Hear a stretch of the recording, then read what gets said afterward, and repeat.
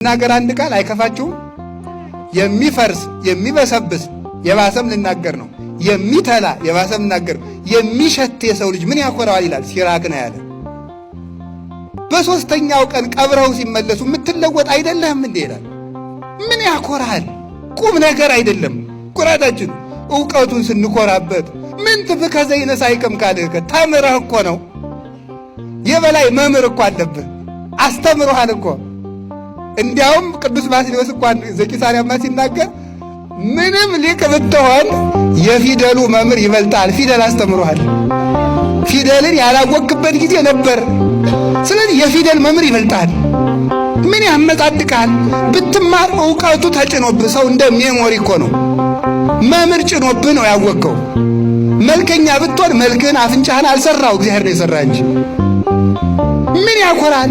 ሀገር ቢኖርህ ሀገር የሰጠህ እግዚአብሔር ነው ሊመሰገን የሚገባው።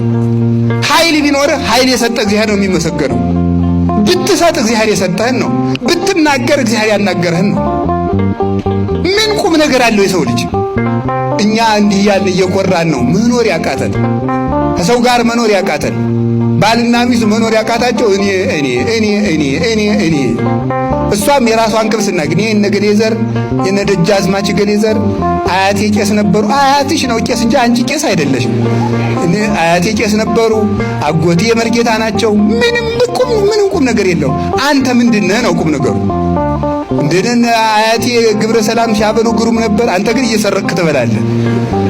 እኛ ጎንደሮች ፈትፍተን የምናበለ የድሮዎቹ ይፈተፍቱ ነበር። አንተ የሰው አንገት ልትፈተፍት ነው። አናውቃችሁም? በየመንደሩ ሞባይል አንገት እያላችሁ እየቀማችሁ ይሄንን ነው ተመልከቱ። በቀድሞ መኩራተተን በራሳችን ይህን መመጻደቃችን መተው አለብን። እኔ ምንድነው ይበሉ ንገሩኝ እንጂ እኔ ምንድነኝ ማለት የሚገባው ይሄ ነው ማለት ነው።